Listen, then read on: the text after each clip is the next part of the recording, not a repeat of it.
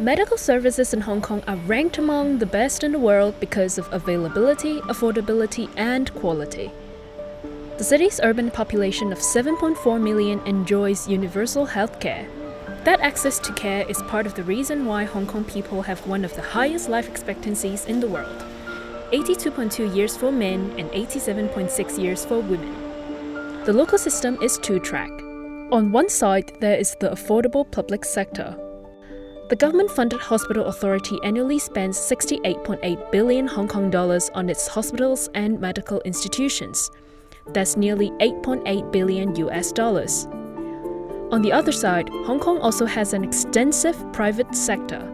While a public hospital only charges 120 Hong Kong dollars or 15 US dollars per night, a private hospital can charge between 500 and 45,000 Hong Kong dollars per bed. That's a range of between about 60 to nearly 6,000 US dollars. If you can't afford that, you always have the low-cost public system, but you might experience long waiting times before you can be treated. During the peak flu season in January 2019, non-urgent cases at accident and emergency departments in Hong Kong public hospitals had to wait about 8 hours. And when these patients finally see a doctor, consultations sometimes only last for a few minutes because of the lengthy queue outside. The most recent statistics show that the accident and emergency services at the city's 18 public hospitals handled nearly 2.2 million patients in the 2017-18 fiscal year. Patients can often wait for years to get treatment in cases that are not life-threatening. A person with cataracts can expect to wait more than 2 years for surgery at a hospital in Hong Kong's New Territories West area. To see an orthopedic specialist on the west side of Hong Kong Island, the waiting time for the first appointment could be up to 3 years. At the same time, the public system has a serious shortage of practitioners. Administrators estimate they need about 300 more doctors and 400 more nurses on staff.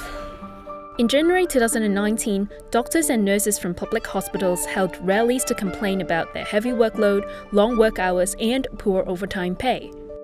The 2019-20 government budget promised 720 million Hong Kong dollars, that's nearly 92 million US dollars, for staff retention measures.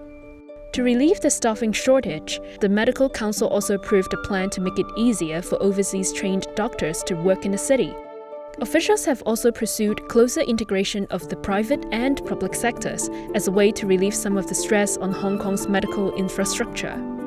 The success of Hong Kong's medical service adds to the pressure on it.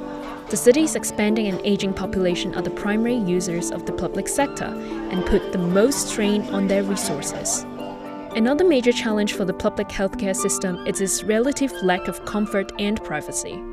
Limited space often makes public hospital wards overcrowded. Hospital wards sometimes have more beds than they are designed for, and some patients even end up in corridors. So while you're guaranteed affordable healthcare in Hong Kong, it is far from a luxurious experience. By contrast, private hospitals strictly monitor the capacity of wards. Some institutions even offer rooms with only 1 or 2 beds. The private sector handles only 10% of the patients in the city, but employs more than half of Hong Kong's 14,000 registered doctors. This exclusivity and individual care contributes to the fact that private healthcare in Hong Kong is one of the most expensive in the world. It's expensive and the pricing is not standardized among private hospitals. Different institutions will have different prices for the same procedure. The government has ordered at least 2 of the city's 13 private hospitals, Gleneagles Hospital and the Medical Center of the Chinese University of Hong Kong, set to open in 2020 to enhance transparency by pricing some of their services in packages to avoid unexpected bills.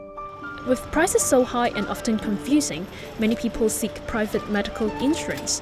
But as in many markets around the world, health insurance in Hong Kong is neither cheap nor easy to understand. So if you need to see a doctor in Hong Kong, what do? Going public or private may depend on whether you have a simple runny nose or something more serious. And of course, how much money or insurance you have to pay for it all. But the good news is, you have options either way.